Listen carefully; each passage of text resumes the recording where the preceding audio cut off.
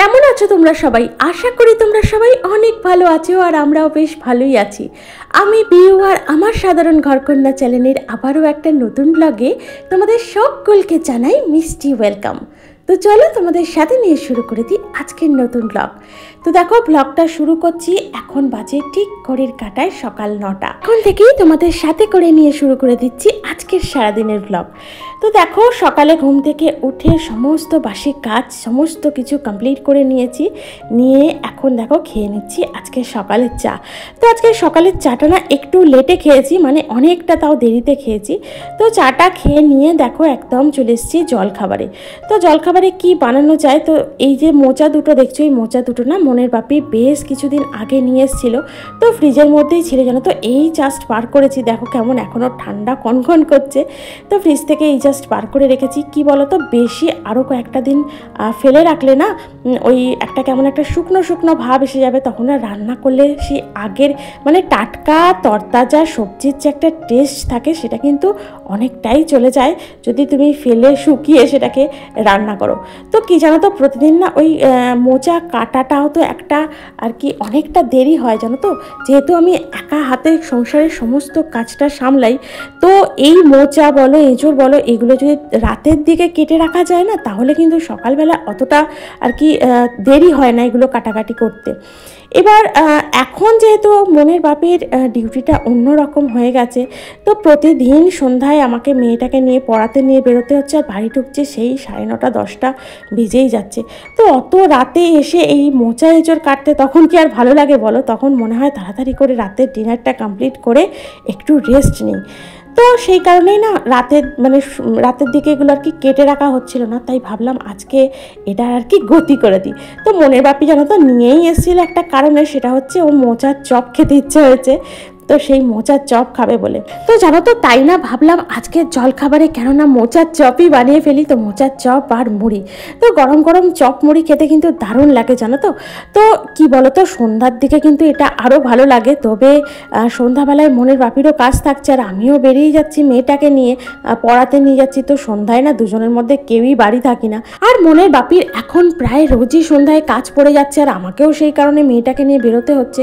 তো তাই ভাবলাম এই সকালবেলার দিকটাই করে ফেলি। তো এদিকে দেখো মোচাটা আর আলুটা কেটেছিলাম দেখলে, ওটাকে না প্রেসারে একবার আর কি সিদ্ধ করে নিয়েছি। আর এখানে দেখো কড়ার মধ্যে দিয়ে দিয়েছিলাম একটু আদা আর কাঁচা লঙ্কা থেতো করা। তো আদা আর কাঁচা লঙ্কা একটা হামানদিস্তাতে থেতো করে আর তেলের মধ্যে ফোড়ন দিয়ে দিয়েছি, আর তারপর এখন দিয়ে দিচ্ছি ওই মোচা আলুটা যেটা সিদ্ধ করে নিয়েছিলাম, ওটাকেই ভালো করে আর কি একটু ঠান্ডা হয়ে যাওয়ার পর একটু ভালোভাবে চটকে মেখে নিয়েছিলাম। তো সেটাকে দিয়ে ভালোভাবে পুর তৈরি করে নিয়েছি একটা। আর জানো তো নামানোর আগে একটু ভাজা মশলা দিয়ে দিয়েছিলাম, একটু নুন মিষ্টি সামান্য একটু গরম মশলা গুঁড়ো, তো এইটা দিয়েই পুরটা তৈরি করেছি। তারপর বেসনটা ভালোভাবে ফেটিয়ে নিয়ে এক এক করে ছেড়ে দিচ্ছি গরম ফুটন্ত তেলে মোচার চপ। তো এই চপ বলো বা সিঙ্গাড়ার পুর বলো, তো এইগুলোর মধ্যে যদি তুমি একটু আদা কাঁচা লঙ্কা মানে হামালদিস্তাতে থেতো করে দাও না, তার টেস্ট কিন্তু অনেক বেড়ে যায়। একই জিনিস একই সব মিক্সিতে বাটলে তার টেস্ট আলাদা, আবার হামালদিস্তা করে একটু থেতো করে দিলে কিন্তু তার টেস্ট আলাদা। দুটোই উপাদান একই হলে কিন্তু টেস্ট কিন্তু আলাদা আলাদাই হয় জানো তো, প্রত্যেকটা টেস্ট কিন্তু আলাদা হয়। আর এদিকে দেখো একদম ডিমি আছে আস্তে আস্তে করে ভেজে নিচ্ছিলাম মোচার চপগুলো, আর একদম রেডি। দেখো পুরো মুচমুচে খাস্তা হয়েছিল চপগুলো। তো মুড়ি দিয়ে খেয়ে নিচ্ছি জানো তো, মনের ভাপিকেও দিয়েছিলাম, তো ও খেয়ে আর কি বেরিয়ে গেছে ডিউটি, আর আমিও দেখো এখন খেয়ে নিচ্ছি চপ মুড়ি এইগুলো আর কি। তো আজকে আমাদের জলখাবারে তো এটাই ছিল। আর জানো তো লুচি সেই এসছে সকালে, তো ওকে ছানার মুড়ি মেখে দিয়েছিলাম, আর ও ছানা মুড়ি খেয়ে দেখো ঘুমিয়ে পড়েছে। মানে মন হচ্ছে ওই ঘরে নাচ প্র্যাকটিস করছে, ও যেহেতু সামনে একটা প্রোগ্রাম আছে। তো এবার কাউকে পারছে না যে হুটোপাটি করার জন্য, মানে বাড়ি তো একদম সেই তালগোল করে দুজনে মিলে। তো মন যেহেতু নিজের কাজে ব্যস্ত হয়ে পড়েছে, ও আর কাকে নিয়ে হুটোপাটি করবে। একটুখানি আমাকে ডাকলো, আমি তো এদিকে রান্নায় ব্যস্ত হয়ে পড়েছি, আমাকে একটু ডাকলো, যেই দেখলো আমি কোনো সাড়া করছি না, ও কিন্তু তারপর শুয়ে দেখো কেমন ঘুমিয়ে পড়েছে, দেখেও মায়া করছিল জানো তো। যখন ঘুমিয়ে গিয়েছিল আস্তে করে ওর গলার যে বাঁধনটা আছে ওটা একটু খুলে দিয়েছিলাম। তো তারপরে বেশ কিছুক্ষণ ঘুমাচ্ছিল, তো তারপর আমি চলে গিয়েছিলাম স্নানে। স্নান টান সেরে চলে এসেছি দেখো আবার সেই আমার ছোট্ট স্কিন কেয়ার সেরে নিতে। তো প্রতিদিন জানো তো সকালে উঠে একবার করে ময়শ্চারাইজার ইউজ করি, আর বেলার দিকে জানো তো এতটা পরিমাণ এখন গরম হচ্ছে যে ময়শ্চারাইজারটার ইউজ করাই যাচ্ছে না। ইউজ করলে কি হচ্ছে বলতো, প্রচণ্ড স্কিনটা অয়েলি হয়ে যাচ্ছে। আমার স্কিন প্রচণ্ড অয়েলি হয়ে গেলে একটাই টেনশন হয় কি বলতো, পিম্পলস বেরোয়। আর বেরোয় না, পুরো ব্যথা হয়ে থাকে জানো তো। পিম্পলসের কিন্তু অনেক যাতনা আছে সত্যি বলছি। আর সেই কারণেই জানো তো এখন যেহেতু অনেকটা গরম এই দুপুরের দিকটা, তো সেই জন্য আর ময়শ্চারাইজার ইউজ করছি না। ইউজ করছি একদম হচ্ছে সানস্ক্রিন। ইউজ করার পর মাথা টাথা আছড়ে ভালো করে সিঁদুরটা পরে নিয়ে চলে যাচ্ছি পুজো করে নিতে। তো জানো তো পুজোটা করে নিলে না মানে আমার মনটা অনেকটা শান্তি হয় সকালের দিকে। কিন্তু কি করব, কোনো সময় মনের বাপির বাড়ি আসার একটু তাড়া থাকে, তখন আমাকে ফোনে বলে দেয় যে আমি এই টাইমের মধ্যে বাড়িতে যাব। তো তার আগে কিন্তু আমাকে দুপুরের লাঞ্চটা রেডি করে রাখতে হয়, যাতে ও আসলেই আর কি স্নান টান সেরে লাঞ্চে আর কি বসে পড়তে পারে। তো সেই কারণে না কোনো সময় আমি মানে সমস্ত কাজ মিটিয়ে নিয়ে তারপর কিন্তু পুজো করি। এটা না আমি আমার সুবিধা মতো করি জানো তো। এই যে একজন মানুষ ডিউটিতে যাচ্ছে, তো তার কাজকর্মগুলো কিন্তু আমাকে আগে দেখে দিতে হবে, মানে তাকে কিন্তু আমাকে সময় মতো আগে খেতে দিতে হবে, তার জিনিসপত্র আগে গুছিয়ে রাখতে হবে। তো সেই কারণে জানো তো কোনো সময় না অনেকটা দেরি হয়ে যায় পুজোটা সেরে নিতে। আর এদিকে দেখো পুজো টুজো সেরে নিচে নেমে এসেছি আর চলে এসেছি একটা পার্সেল। তো এই পার্সেলটায় কী আছে এটা তোমাদের সাথে পরে শেয়ার করছি। তো কিছুদিন আগেই জানো তো এই পার্সেলটা অর্ডার করেছিলাম, তো এর মধ্যে কি আছে না আছে সেটা আমি পরে তোমাদের সাথে শেয়ার করছি। তো এদিকে দেখো পুজো টুজো সেরে পার্সেলটা নিয়ে একদম চলে গেছি রান্নাঘরে, তো রান্নাটা বসিয়ে দিতে। তো প্রথমেই দেখলে একটা গ্যাসে ভাত বসিয়ে দিয়েছিলাম, আর একটা গ্যাসের প্রেসারে বসিয়ে দিয়েছিলাম একটু কাঁচকলা, একটু করলা আর আলু সিদ্ধ, মানে তিনটাকেই একসঙ্গে সিদ্ধ করে দিয়েছি, তো আলাদা আলাদা করে মাখা হবে। তো ওই ভাতটা আর হচ্ছে তোমার কাঁচকলা সিদ্ধ ওই যে প্রেসারটা বসিয়ে দিয়ে গ্যাস দুটোকে আস্তে করে দিয়ে চলে গিয়েছিলাম উপরে। তো উপরে গিয়ে পুজো টুজো সেরে নিয়ে এসে দেখছি ওগুলো মোটামুটি রেডি হয়ে গেছে, তো ভাতটাকে অফ করে রেখে দিয়েছিলাম সাইডে। আর তারপর এদিকে প্রেসারের সিদ্ধগুলো হয়ে গেছিলো, তো প্রেসারটাকেও অফ করে সাইডে রেখে দিয়েছিলাম। তো তারপর দেখো এখন করে নিচ্ছি একটু ঢ্যাঁড়সের ঝাল। তো আজ যেহেতু বারটা শুক্রবার, তো শুক্রবার দিন আর শনিবার দিন পরপর দুদিনই কিন্তু আমাদের নিরামিষ খাওয়া হয়। তো সেই কারণে আজকে যেহেতু শুক্রবার, তো আজকে পুরো দিনটাই নিরামিষ হবে। তো ভাত করে নিয়েছি, একটু ডাল করে নিয়েছি, আর করে নিচ্ছি একটু ঢ্যাঁড়সের ঝাল। আর এই যে ঢ্যাঁড়সের ঝালটা করেছি না, এর মধ্যে সেরকম কিছুই মশলা দিইনি, শুধুমাত্র টমেটো পেস্ট করে দিয়েছি জানো তো, তাতেই কিন্তু দারুণ হয়েছিল খেতে। তো টমেটো পেস্ট দিয়েছিলাম, একটু কালো জিরে ফোড়ন দিয়ে ঢ্যাঁড়সগুলো ভালো করে ভেজে নিয়ে তো ওই টমেটো পেস্টটার মধ্যে দিয়ে এবার লঙ্কা নুন হলুদ তো কমন মশলা, এগুলো তো মোটামুটি সব তরকারিতেই আমরা ইউজ করি, তো সেগুলোই আর কি পরিমাণ মতো দিয়ে দিয়েছিলাম। দিয়ে ঢাকা দিয়ে রাখতেই কিন্তু ঢ্যাঁড়সের ঝালটা গামাখা হয়ে যেতেই নামিয়ে নিয়েছিলাম। আর এদিকে দেখো করে নিচ্ছি আজকে পনির। তো পনিরের একটু তরকারি করব, তো সেটাও আর কি অন্যরকমভাবে করব। একটু দিয়ে নেবো ক্যাপসিকাম, তো ক্যাপসিকামটা হালকা একটু ভাজা হয়ে গেলে ওর মধ্যে দিয়ে দেবো একটু টমেটো আর আদা পেস্ট। এই যে পনিরের যে রেসিপিটা, এটা করতে কিন্তু এমনিতে কোনো মশলার প্রয়োজন হয় না, শুধুমাত্র আদা আর একটু টমেটো হলেই হয়ে যায়। তো প্রতিবার জানো তো আমি টমেটোটাকে না পিস পিস করে কিউব সাইজে কেটে দিই। তো আজকে কি মন হলো, আজকে ভাবলাম একটু বেটেই দিই। তো সেই কারণে না গ্রেভিটা যাতে একটু ঘন হয়, তো সেই কারণে ওই টমেটোটাকে আর আদাটাকে দুটোকে পেস্ট করে দিয়েছিলাম।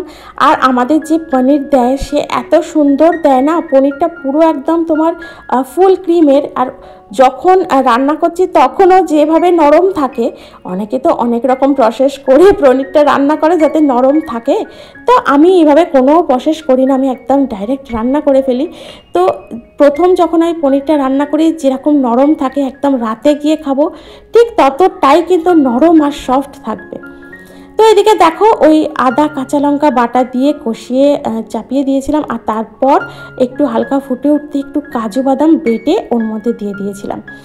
আর নামানোর আগে একটু নুন মিষ্টি এই সমস্তগুলো, আর যেহেতু নিরামিষ রান্না তার মধ্যে আবার একটু পনির, তো তার মধ্যে না একটু অল্প করে মিষ্টি দিতে হয়, নাহলে কিন্তু ভালো লাগে না জানো তো। তো এদিকে যখন তরকারিটা ফুটছিল তো সেই ঢাকাটার উপরে একটু কাসুরি মেথি ছড়িয়ে দিয়েছিলাম, আর ওটা যেন তো একদম পুরো খড়মড়ে হয়ে গেছিলো।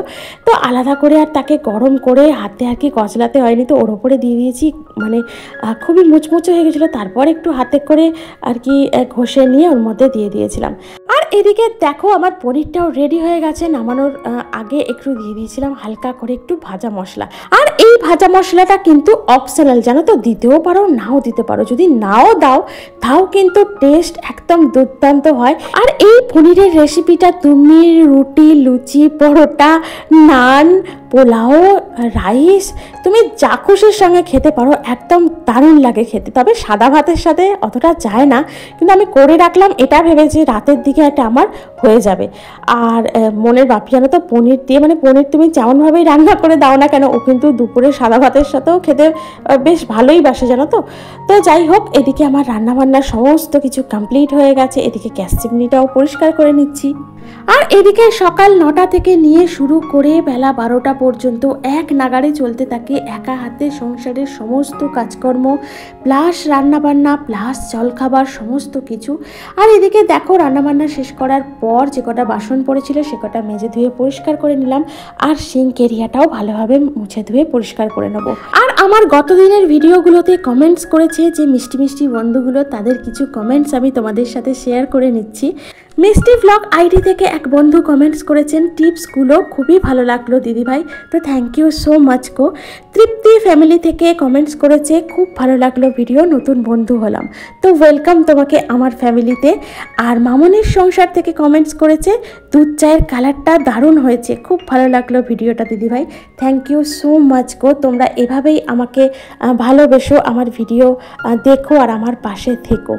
আর এদিকে দেখো চলে এসেছি বাগানে, কারণ হচ্ছে যে আমি রান্না করছি আর দেখছি টুকটাক করে একটা দুটো জানো তো গাছ থেকে আম পড়ে যাচ্ছে। এদিকে দেখো আমাদের আম গাছে এবারে খুবই কম আম ধরেছে আর কি, খুবই কম, মানে এতটা কম হয় না, আগের বছরে হবে না করে বেশ ভালো আম হয়েছিল জানো তো। তো এবছরে দেখছি তার থেকেও কম আম হয়েছে। আর দেখো যে কটা আম ধরেছে তার মধ্যে থেকেও কিন্তু পড়ে যাচ্ছে সব। আর দেখেছো এই কটা আম, মানে এই কটা নয় আরও বেশি পড়েছে, তবে এই কটা তবু একটু দেখছি বড় বড় মতো। তো এই আমগুলো কিন্তু খাওয়া যাবে না জানো তো, তুলেছি আমি জাস্ট দেখার জন্য যে এত বড় বড় আমগুলো হয়েও কেমন একটা শুকিয়ে শুকিয়ে পড়ে যাচ্ছে। কি বলো তো, বৃষ্টি নেই তো, তো সেই কারণেই মনে হয় এমনটা হচ্ছে।